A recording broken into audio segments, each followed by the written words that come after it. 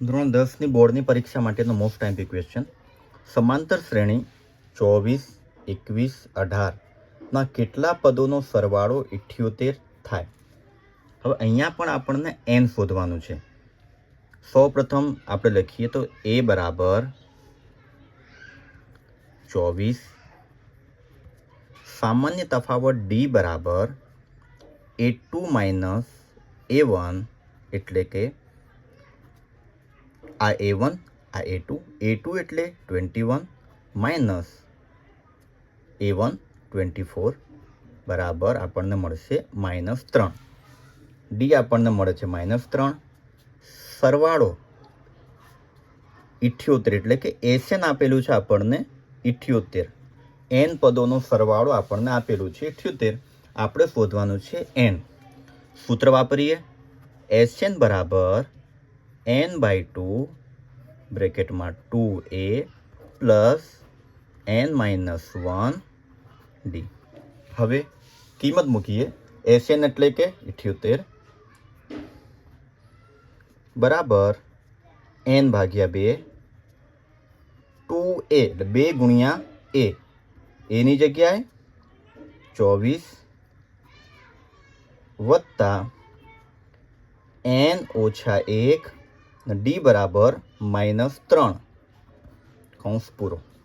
2 ભાગાકારમાં છે, આ બાજુ આવશે તો ગુણાકાર. 78 ગુણ્યા 2 બરાબર n. અહીંયા મિત્રો કોમન નીકળશે નહીં, એટલે કે 2 જે ગયા વિડીયોમાં આપણે જોયા હતા 2 ને 2 ઉડી ગયા હતા. અહીંયા n જોશો તો 3n સાથે ગુણાકાર થઈને 3n બનશે, 3n બનશે. અને એ 2નો અહીં 2 કોમન નીકળશે નહીં, માટે 24 ગુણ્યા 2 48. હવે અહીંયા વત્તા -3 અંદર જશે તો -3n માઇનસ માઇનસ પ્લસ 3 × 3 કૌંસ પૂરો. 78 ગુણ્યા 2 2 × 16 = 6 વધી પડી 1 2 × 14 ને 1 15 156 બરાબર n. અહીંયા 48 વત્તા 3 એટલે થશે 51 -3n. હવે જો 156 બરાબર n અંદર જશે તો 51n -3n ગુણ્યા n એટલે કે 3n². હવે જો આ માઇનસ બરાબરની ડાબી બાજુએ 2 પદ છે, 51n અને -3n. આ બંનેને જમણી બાજુ છે, 51n અને -3n. આ બંનેને આપણે ડાબી બાજુ બોલાવીએ તો -3n આ બાજુ છે, બરાબરની પહેલી સાઈડ આવશે તો +3n². 51n પ્લસ છે, આ બાજુ આવશે તો -51n. અને આ તો પ્લસ છે એટલે 156 બરાબર. અહીંયા બધા આ બાજુ આવી ગયા તો અહીંયા શું વધશે? 0. હવે જો ધ્યાનથી જોશો તો અહીંયા આ દરેકમાં તમને 3 દેખાશે. અહીંયા તો 3 છે. અહીંયા 51 એટલે કે 17 ગુણ્યા 3, 17 તરી 51. અહીંયા પણ જોશો તો 156 જે છે 3નો ગુણાંક છે. 3 ગુણ્યા 52 કરશો તો જો 3 × 5 = 15, 3 × 2 = 6. તો દરેકમાંથી આપણને 3 કોમન નીકળશે. તો 3 અહીંયા n² ઓછા 3 બહાર આવી ગયા તો અંદર શું વધશે? 17, 17n.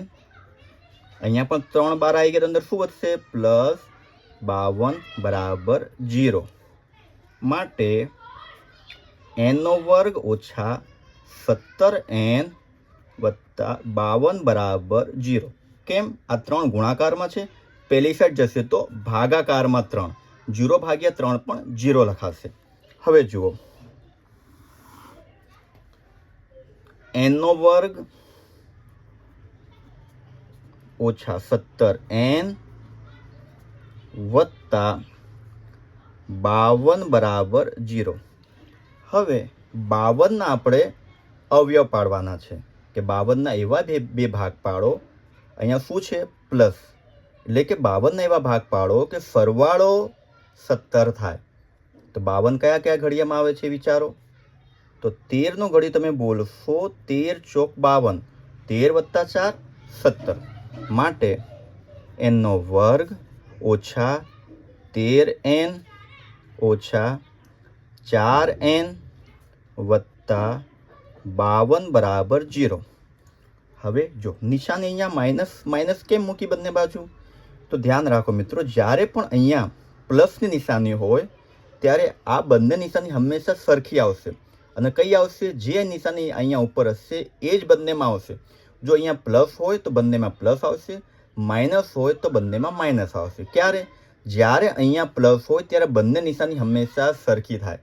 કેમ કે જો બે નિશાની સરખી હશે તો જ સરવાળો થશે. બરાબર? હવે જો આ બંનેમાં કોમન શું નીકળશે? n એટલે n માઇનસ 13.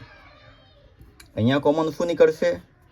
તો જો અહીંયા 52 એટલે કે 13 ચોક 52. તો બંનેમાં 4 4 છે કોમન, માઇનસ 4. અંદર શું વધશે? n.